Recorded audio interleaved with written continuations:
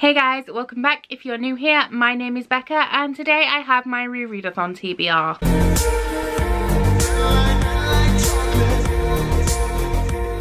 So the Re-Read-A-Thon is a 1 week long readathon that is all about rereading some of your favourite books or giving books that you didn't like so much a second chance. The readathon runs from Sunday the 10th of March to Saturday the 16th of March and it was created by Murphy Napier. In addition to Murphy, there are 20 other hosts including me, and every host will be doing one giveaway on one of the 7 days of Re-Read-A-Thon. So if you would like to participate in any of the giveaways or reading sprints, then I would urge you to follow the Re-Read-A-Thon Twitter.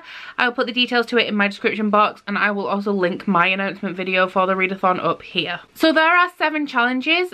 You don't have to do them all. You can double up, triple up. You can do one for every book, whichever is more comfortable for you. I am not doing all of them, but I have multiple picks for at least one of the challenges. However, I would like to say that there are quite a lot of books on this TBR and I definitely do not plan on getting to them all. I've decided that throughout this week, there is one book that I'm definitely going to read, and then for the rest of the week, I'm kind of going to just be mood reading and picking up what I fancy out of these books. Because whilst I love rereading, and I do it a lot, I do find that if you are reconsuming a story that you already know, it can be boring and put you into a slump if you're not in the mood for it. So there's one book that I'm definitely reading off this TBR and the rest will just be whatever I feel like. A lot of the books I will be reading as well do double up for challenges, so as I'm going through them I'll let you know which challenge I'm using them for and which other ones they will double up for if I don't get to that one. So challenge number 1 is to give a book a second chance, and this is the one that I have 2 books for. The first one is A Darker Shade of Magic by V.E. Schwab. This is the collector's edition that was kindly gifted to me by Cody from Cody's Book Corner, and I wanted this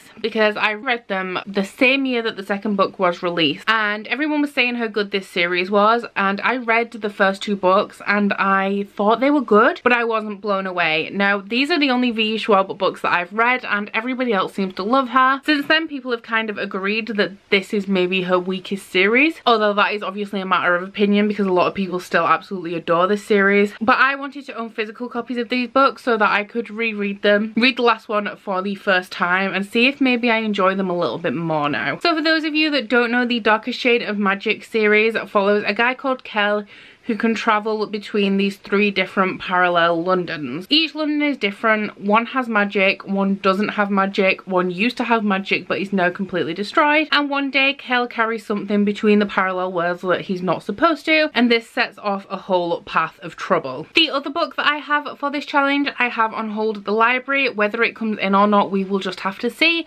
but that book is Every Heart a Doorway by Shauna Maguire. This book is the first in a novella series that follows children who have been to alternate worlds through portals like Narnia, etc. I believe that some of the books follow the children in the alternate worlds and some of them follow them when they've come back to reality and they don't want to be here, having lived in a place where they felt like they belonged. So the first book does take place in this kind of school where parents have sent the children who said that they've been on these fantastical adventures to kind of rehabilitate them.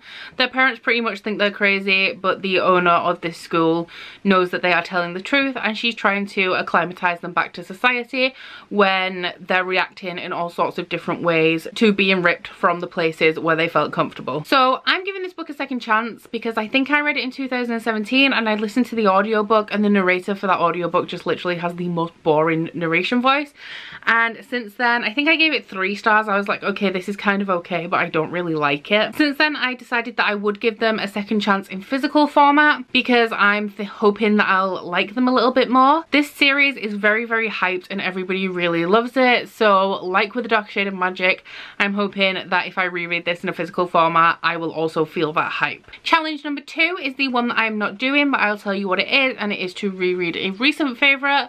I only really reread books I've read recently if I need to prepare for the next book in the series being released, but at the moment there's nothing that I need to do that for, so I'm skipping this one. Challenge number 3 is to reread an old favourite, and for that I hope to read Shadow and Bone by Leigh Bardugo. I read these a very long time ago, I don't remember when, but I'm not going to tell you what this is about because the Grisha series is very popular at the moment. It's having a resurgence with the Netflix TV show and also with King of Scars being released. But essentially I read these a really long time ago, and then I heard the hype about Six of Crows and I wanted to pick that up, but I wanted to refamiliarize myself with this first, and then I never picked up this series and reread it. Now that King of Scars is out and Nikolai is my favourite character, I desperately want to reread this series. I'm kind of pushing it by using it for the challenge to reread an old favourite, because this isn't like a favourite series, but it is a series that I did really enjoy when I read it. Now before you all go telling me that to read Six of Crows I don't need to read the Grisha series, I know, but I want to, because I'm that bitch that does stuff like that when they don't need to just for the sake of it. Challenge number 4 is to reread a game-changing book, and I will be reading Catching Fire by Suzanne Collins. I read The Hunger Games in February and I'd like to continue reading this series. Once again, not going to tell you what The Hunger Games is about, but this fits the challenge for me because there are some very pivotal books throughout my reading career that I can sort of think these books pushed me towards these kinds of books and made me the kind of reader that I am today. Now this was probably the first series that I really flew through after Twilight, and it opened me up to a different kind of young adult literature that was not paranormal, because Twilight really kick-started the young adult sort of craze for wanting books for teenagers that were better than what we were getting, but everything was kind of in that paranormal direction because of the success of Twilight. So this is probably the first series that I read that I really enjoyed that was not supernatural. I didn't really love The Hunger Games on my reread, but Catching Fire was my favourite in the series, and I sort of enjoy this for the nostalgia factor, so I'm quite happy to continue. The next challenge is to read an underrated or unpopular book, and I'm not sure how rated or popular this book is. I've never really heard many people talk about this author on BookTube, and this is a book that I read pre-BookTube by a lot. I read this in high school and I really loved it at the time, but I don't hear anyone talk about it. It's very possible that this is like a popular author because I've heard a couple of people, but not really. But I want to reread Lucas by Kevin Brooks.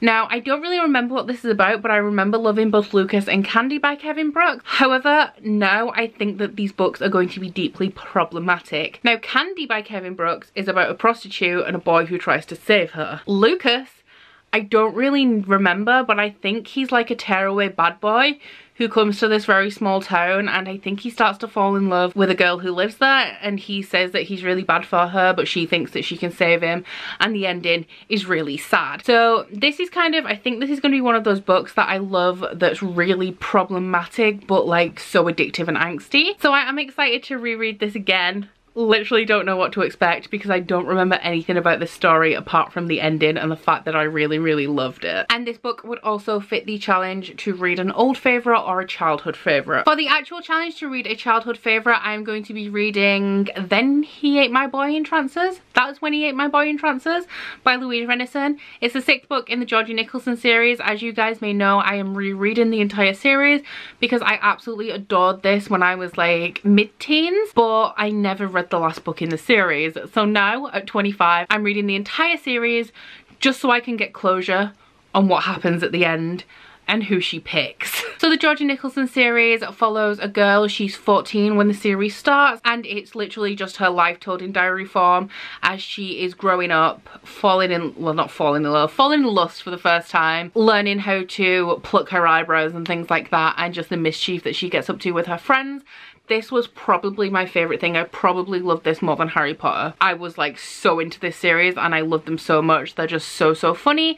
I'm not sure if they stand up to the test of time, but I still really love them for the nostalgia factor, and I will never not love Georgia and the Ace Gang. And lastly, for the challenge to read a popular book, this is the book that I am definitely going to be rereading in this week, and that is Harry Potter and the Goblet of Fire. It's actually the most popular book in this stack. This one will obviously also double up for childhood favourite, and I am rereading this because it was on my March TBR anyway, because I am rereading these for the first time as an adult. I'm doing a series of book diaries about it, and I'm also following along with Ryan's Harry Potter read along. So this is the one that I'm definitely going to be reading.